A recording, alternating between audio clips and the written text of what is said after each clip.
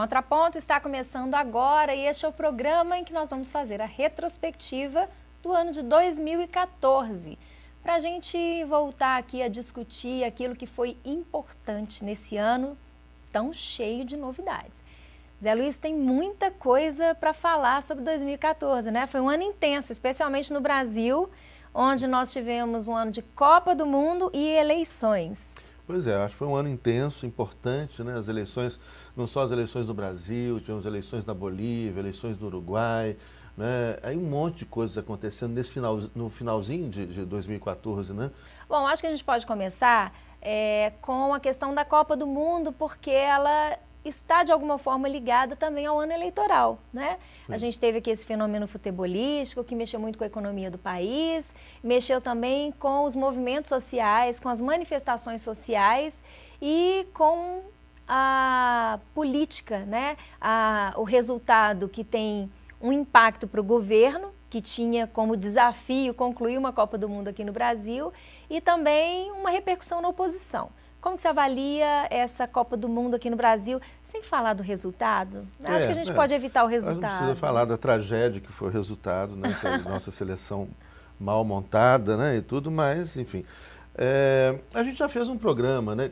Com maior detalhe, a gente comentou a Copa do Mundo, os efeitos políticos e etc. Eu acho que foi, em termos de organização, eu acho que foi um sucesso, né? Nós tivemos a Copa do Mundo, que bateu o recorde de sedes, foi a Copa onde mais sedes teve. Nós tivemos aí várias cidades, né, do Brasil, né, que receberam jogos.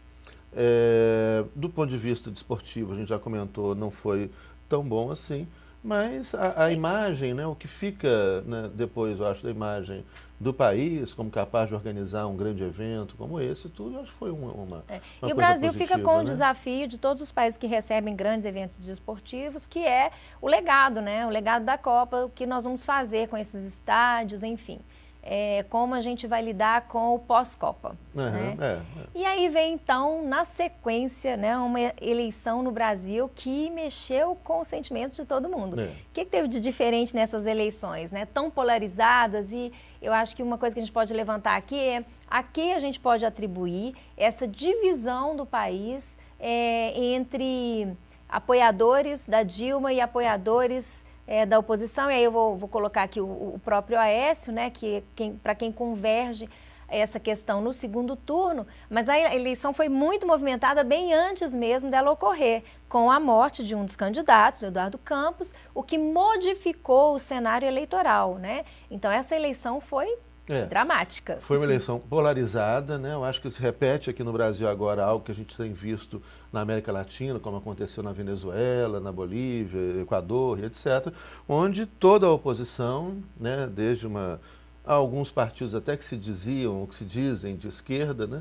e a direita, a centro-direita, a extrema-direita, a grande mídia, todos se unindo contra o projeto que foi do governo Lula, governo Dilma, o projeto do PT e de partidos que participaram da construção desse projeto no país.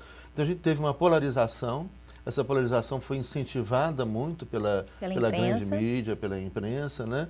E que traz eu acho que isso é muito ruim, porque as pessoas começaram a se estranhar, teve violência, agressões verbais, em alguns casos agressões físicas, né? E que ainda continuam. E talvez uma coisa equivocada é imaginar que o Aécio tenha saído como sendo uma grande liderança da oposição, que não é. Na verdade, é o que sobrou para todos apoiarem como sendo uma proposta anti-PT.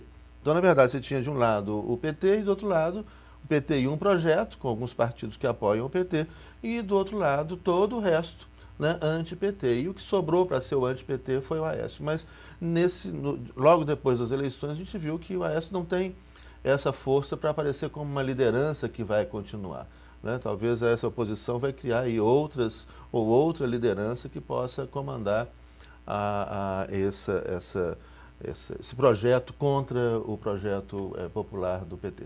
Bom, eu avalio que essa eleição foi uma eleição de derrota da Marina, eleitoralmente, porque ela era uma candidata que, na verdade, o Eduardo Campos, né, era para quem a gente projetava que chegaria se houvesse um segundo turno com a Dilma, e com a morte dele, a Marina Silva assumindo a posição de candidata da oposição, sai derrotada e muito enfraquecida e muito provavelmente tenha contribuído para isso a posição ou a falta de posição do partido, né, em temas tão polêmicos e que também polarizava a sociedade, e aquela demonstração de vulnerabilidade em termos de posição política, posição ideológica, social da Marina, eu acho que foi a grande derrotada aí dessa campanha eleitoral. Eu acho que a população estava buscando alguma coisa nova, né? Uma parcela da população estava buscando alguma coisa nova, uma liderança nova, um projeto novo, um discurso novo. E viu em um momento inicial a Marina essa possibilidade. Mas depois ela foi se afundando em contradições, em posições conservadoras em alguns aspectos, onde então as pessoas migraram rapidamente para a única possibilidade de oposição naquele momento, que era o Aécio. Mas o Aécio chegou a ter 14%, ele foi despencando, né? E depois, com as contradições gritantes da Marina, falta de assumir, de compromisso, algumas posturas conservadoras, a vinculação a algumas posturas religiosas conservadoras ou até mesmo fundamentalistas, fez com que de novo esse eleitorado migrasse para Aécio como sendo um voto anti-PT, né? Não tanto um voto pró-Aécio, mas um voto anti-PT. Bom, eu acho que como um reflexo das manifestações de julho de 2013, Copa do Mundo e eleições, a gente tem 3 grandes temas que estão na pauta, na agenda do Brasil, decorrentes dessa sucessão de eventos. Uma é a de regulação de meios, a constituinte exclusiva, né, que é um dos resultados, e o decreto de participação popular. Isso. Então, eu acho que agora essa polarização de apoiadores do projeto, que é governo ainda, né, que vai continuar sendo governo, e dos seus opositores vai se dar em torno desses 3 temas aí. Isso. Acho que são os 3 temas de 2015. Isso, eu gostaria de lembrar ao telespectador que nós gravamos programas sobre esses 3 temas. Nós temos aí 2 programas que nós comentamos, o plebiscito constituinte, a necessidade da reforma política por meio de uma Assembleia Nacional Constituinte temática, né, exclusiva. Gravamos a respeito da mídia, mais de um programa, né, a respeito da necessidade de regulamentação da mídia para a democratização da mídia. Regulamentação é democratização da mídia, e o telespectador pode encontrar esses programas, né, no site da TVC e aí aprofundar nessas questões que vão ser, sem dúvida, as questões centrais para o debate no ano 2015. Bom, ainda falando de Brasil, eu acho que a gente vai dividir o programa assim. Nesse primeiro bloco nós vamos falar um pouco do que aconteceu aqui, depois a gente faz um giro pelo mundo. A gente pode inserir aí como temas importantes, temas relevantes de 2014, a conclusão dos trabalhos da Comissão da Verdade, né? A falta de água, que entrou na pauta também, na agenda da política e da mídia também, que colocou essa questão sempre como um divisor, falando de divisor de águas, é uma piada, né? Uma piada pronta. Mas em relação... Um divisor sem águas. É um divisor sem águas, exatamente, né? Das condições ali da política no estado de São Paulo, que foi talvez quem mais sofreu com essa questão. E ainda, no Brasil, uma questão também que também não saiu da agenda é a Operação Lava Jato, que eu acho que revela um esquema que faz parte de um sistema político que engata com o outro tema, que é o da reforma política e a discussão dessa reforma por meio da Constituinte exclusiva. Então, eu acho que essas questões que não saíram da mídia, né, especialmente no final de 2014, são importantes e marcam o ano de 2014. Isso. E eu acho que nessas questões a gente pode ver um padrão da grande mídia na abordagem desses temas, né? Há algo que está sendo propositalmente encoberto atrás dessas discussões. Primeiro, a falta de água em São Paulo. Não é uma questão, um problema da natureza. Né? Não é um problema da natureza, é um problema da ação, né, das pessoas, da civilização humana, né, capitalista, ultraconsumista, sem planejamento, etc., sobre a natureza. Especialmente, né, Zé Luiz, quando a gente pensa em termos de consumo pelas pessoas e o consumo pela indústria. Isso, né? Então, isso é um dado fundamental.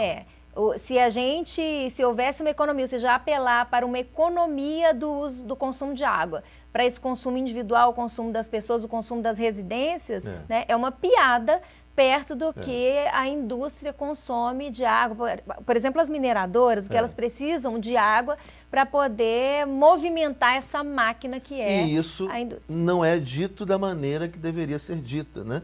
A gente pega as pessoas consomem cerca de 5%, a indústria consome 95% da água. Né? Para transportar minério, está utilizando água, porque é mais barato. Então, isso são coisas que têm que ser ditas. Né? Essa falta de cuidado com a natureza e com as pessoas. Tem mais gente, tem crescido a população, etc. E outra coisa, né, que essa onda de privatizações, essa lógica privatista que desmonta a possibilidade de um planejamento macro, que só pode ser feito pelo Estado, um planejamento público, de políticas públicas de investimento. É muito interessante e sintomático.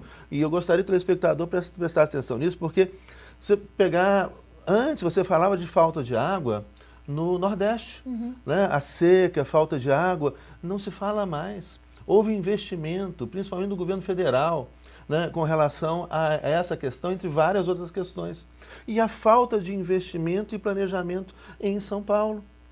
Isso também não é colocado. Há ali opções políticas de planejamento público ou de privatização, né, de preocupação com investimentos públicos para o bem-estar das pessoas, ou então só com a lógica do lucro, do aumento da circulação de dinheiro, enfim.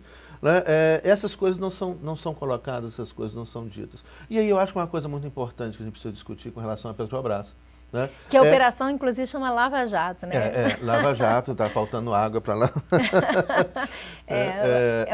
Outra piada pronta. A Petrobras, que isso não é dito, né? Que é o desserviço, é o absurdo que essa grande mídia, as grandes redes de TV, né, e grandes revistas, né, fazem ao país ao desmontar, ao destruir sistematicamente, diariamente, a maior empresa brasileira, que é a Petrobras. Uma coisa é você, olha, quem roubou, houve corrupção, vamos avaliar, vamos investigar, vamos processar, se for o caso punir, se tiver provas, etc. Isso é uma coisa. Agora, diariamente, destruir a imagem de uma empresa poderosíssima e importantíssima para o Brasil como a Petrobras é um desserviço dessa mídia, é irresponsabilidade dessa mídia. Por quê? Porque não é dito, mas existe atrás da destruição sistemática da Petrobras, né, interesses no pré-sal, que envolve muito dinheiro. E de empresas que são empresas estrangeiras que veem na forte Petrobras, né, uma barreira para os seus interesses financeiros. Isso não é dito. Né? Essa grande mídia, né, ela é antinacional, ela é contra o povo brasileiro, ela é contra os interesses nacionais. O que ela está fazendo ao destruir sistematicamente a Petrobras é ir contra os interesses do Brasil, e a gente precisa reagir a essa coisa. E nisso, o ano de 2014 foi marcante, especialmente porque toda essa movimentação foi muito utilizada no processo eleitoral. Né? Sim. E aí com um monte de calúnia, mentira, que a gente já viu, né? Inclusive uma revista lançando na véspera da eleição um número, né, falando o que é crime, né, acusando sem ter provas. Não pode fazer isso. Isso não é liberdade de imprensa, não. Bom, foi o que a gente disse aqui exaustivamente, né, no programa. Bastante sobre isso. Exatamente. Bom, a gente vai fazer agora um pequeno intervalo e daqui a pouco o Contraponto volta para continuar essa retrospectiva de 2014. No segundo bloco nós vamos dar um giro pelo mundo e discutir um pouco do que foi importante em 2014.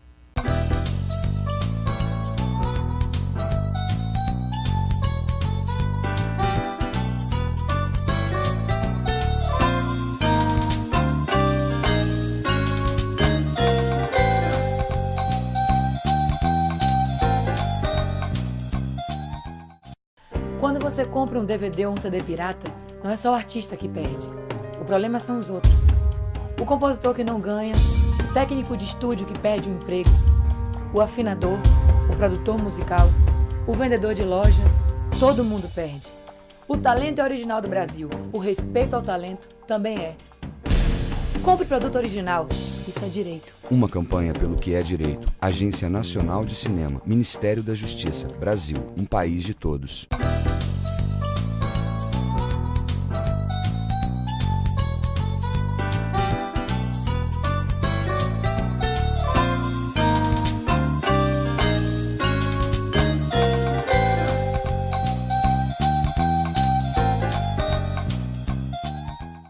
Contraponto está de volta e esse é o programa de retrospectiva do ano de 2014. No primeiro bloco, nós falamos sobre os temas que estavam na agenda no Brasil em 2014 e agora a gente vai fazer um pouquinho um giro pelo mundo para saber o que foi notícia internacional e que afeta a vida da gente. E vamos começar por eleições, a gente falou de eleições no primeiro bloco. Boas notícias.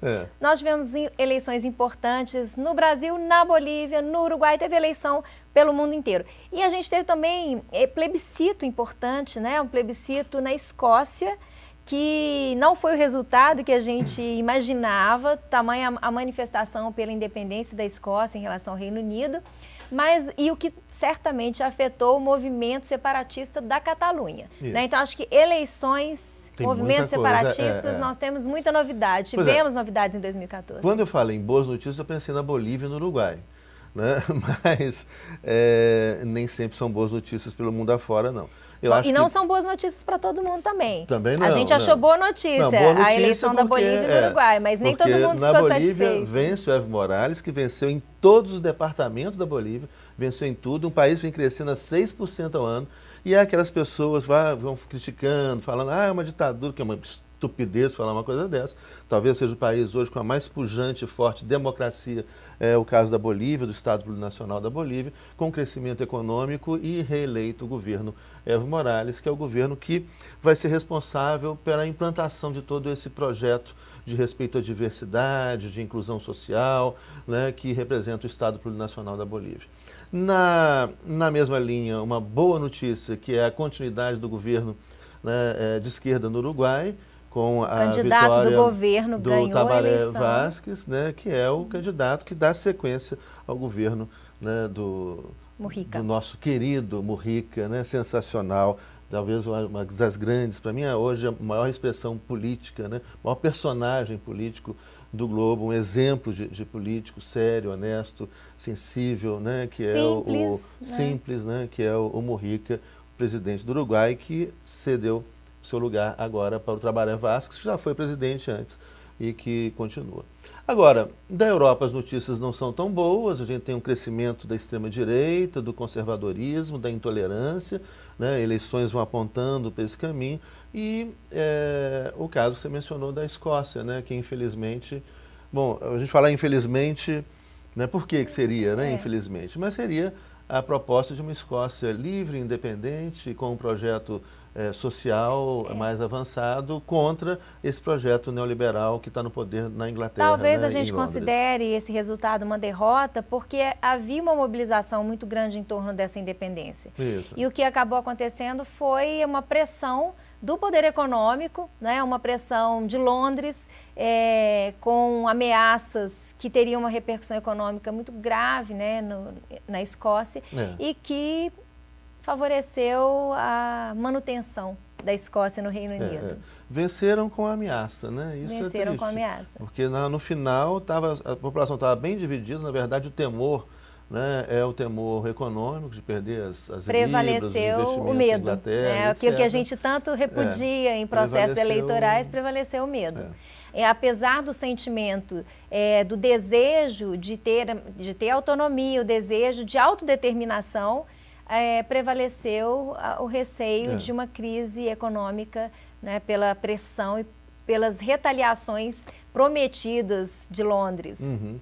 E aí eu acho que nessa sequência entra a questão da Catalunha, né, e que a gente tem que tomar muito cuidado nessas análises, né, porque ao mesmo tempo que a gente defende, né, as autonomias, a descentralização radical, a diversidade étnica, etc., né, esses nacionalismos eles podem levar também para o caminho da intolerância, né? Hoje na Europa a gente vê isso. Há movimentos nacionalistas, né, que são contra a diferença, contra a diversidade, são xenófobos, são contra os muçulmanos, etc. O islamismo, a presença do Islã na Europa, que é muito grande hoje. E, por outro lado, também representa diversidade, diálogo, tolerância. Agora, esse mesmo discurso pode servir a dois senhores. Recentemente, eu estava conversando com o professor Rubem Dalmau, né, professor da Universidade de Valência, e valencianos e catalães são primos, né, falam um idioma que é quase o mesmo, quase a mesma coisa, e ele dizia que a liderança da Catalunha, embora a gente tenha todo um simbolismo da nova bandeira da Catalunha, independente, e a gente fala independente socialista, como a Escócia, independente socialista, mas há uma liderança de direita conservadora que também interessa essa independência da Catalunha para manter o dinheiro na com Catalunha a independência, e não claro, repartir com a Espanha. Com a né? independência, certamente que passaria a haver uma disputa interna. Sim. Então, hoje eles têm um inimigo em comum, que é o resto do país. Né? Depois de se livrarem do inimigo comum, Aí certamente volta, que haveria essa disputa. E aí lembrar que são dois transportada. projetos completamente diferentes. Um projeto de esquerda, solidário, etc. E um projeto de direita, egoísta, concentracionista de riqueza, que não quer repartir com o resto da Espanha, etc. E daí eu sempre lembrando, talvez a solução para isso seja a experiência do Estado plurinacional construído na Bolívia, que ajuda a essa convivência do diverso, né, construindo espaços comuns, sem egoísmo. Né, mas e que a gente tem programas também do Contraponto gravados sobre o Estado plurinacional e sobre um movimento, né, chamado de Novo Constitucionalismo Latino-Americano, também você pode encontrar aí na internet. E a gente tem um simbolismo disso aqui no cenário do nosso programa, que é o Relógio do Sul, né, que compõe aqui o nosso cenário, que é o relógio dito invertido, mas que na verdade né, a ideia, a proposta... Que funciona na lógica do Sul. Que funciona na lógica do Sul, girando para o sentido oposto ao do relógio do Norte. Lembrando assim, brevemente, nós também gravamos um programa sobre o relógio do Sul, explicando o relógio do Sul, né, que você pode começar, por exemplo, pelo movimento, pelo magnetismo, pelo movimento do vento, pelo movimento da água. Né? Se repararem, a água no hemisfério sul, ela desce, ela faz o redemoinho num sentido, né? No hemisfério norte ela faz o redemoinho no outro sentido, e na linha do Equador a água desce sem redemoinho. Ou seja, o planeta funciona de formas diferentes no norte e no sul, mas nos é imposto sempre a perspectiva do norte, a visão do norte. Está aí esse simbolismo do relógio do sul, mas veja o nosso programa lá sobre esse tema. Que também é um evento de 2014, também marca o ano de 2014. Isso também é um evento. Né?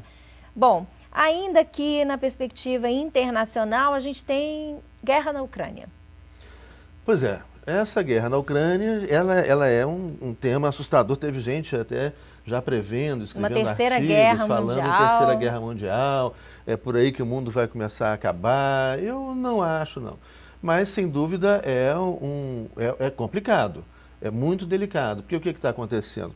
Desde o fim da União Soviética, que a União Europeia e Estados Unidos, OTAN, né, OTAN, Estados Unidos, Canadá, Europa Ocidental, vão avançando no espaço histórico que era o espaço histórico de controle russo, que foi do Império Russo. Vamos falar de controle, vamos falar área de influência. Tá. Pensando no mundo bipolar, né, a gente tinha duas grandes potências e cada uma com seu espaço de influência. Né? Pode ser, sim. Vamos pensar em controle, assim, não é mandava, exatamente né? isso. Moscou mandava, nem tanto. Mas tudo bem. Mas a gente vai pegar, se a gente pegar o que era ali a União Soviética, tinha o que se chamava a Cortina de Ferro. Né? Polônia, Hungria, Bulgária, Tchecoslováquia e aí começava a chamada Europa Ocidental, com alguns países neutros aí no meio, Áustria, Suíça, né, Liechtenstein.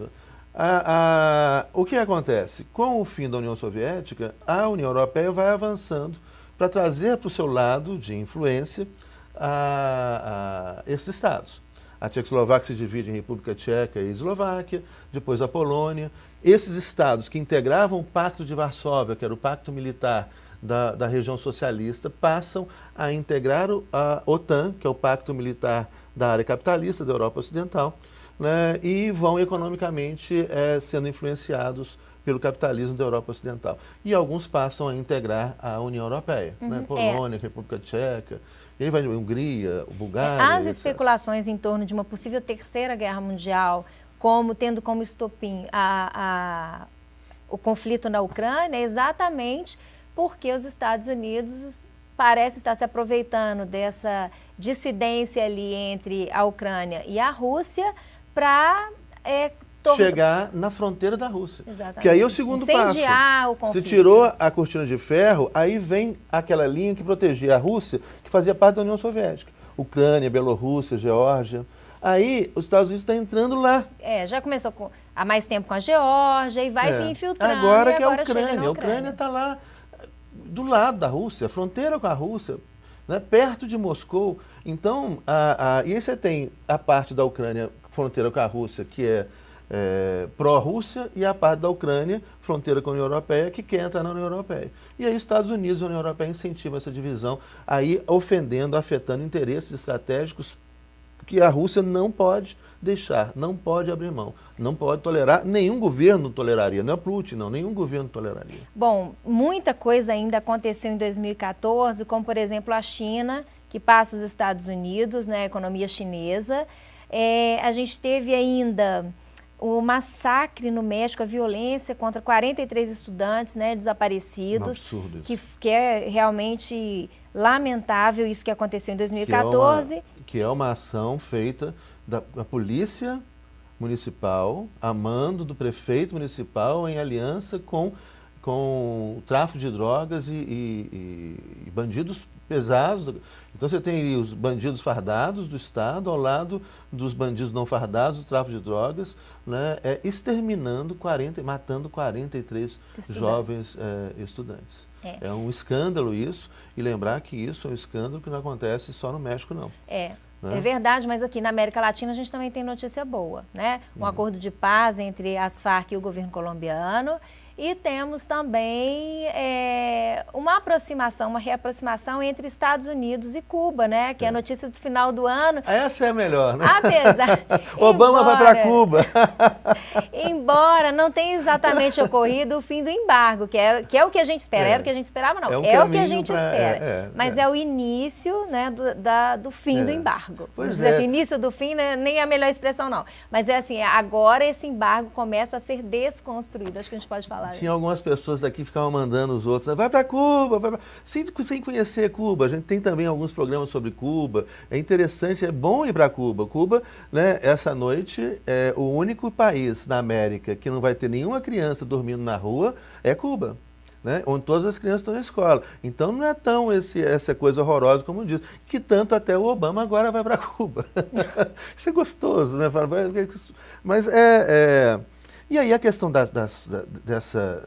né, do fim do bloqueio, uma construção começa a ser feita, é importante lembrar, né, os 5 agentes cubanos, tem um livro feito sobre isso.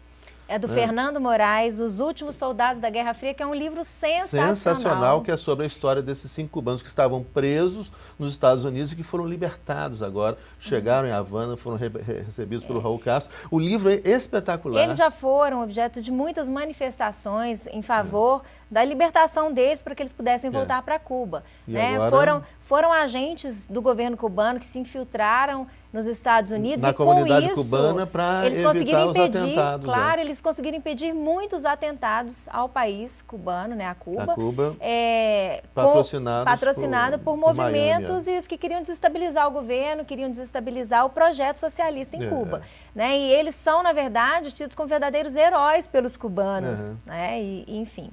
Bom, a gente tem notícias também tristes, né, de 2014, muitas pessoas nos deixaram, e eu acho que vale a pena aqui a gente lembrar, especialmente Gabriel Garcia Marques, né? Escritores brasileiros também. João Baldo Ribeiro, nós tivemos aqui também artistas, né, o José Wilker, que também faleceu em 2014, políticos, juristas como Márcio Tomás Bastos, Maurício Torres, Manuel de Barros, gente. Tão triste, né, a gente perder pessoas tão importantes da nossa literatura, da política, da televisão.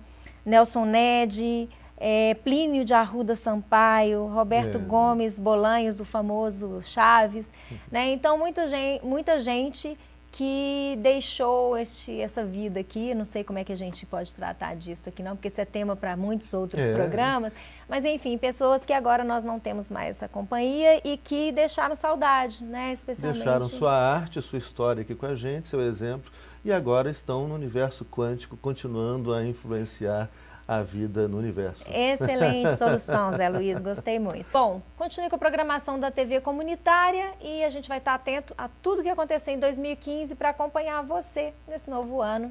Até a próxima.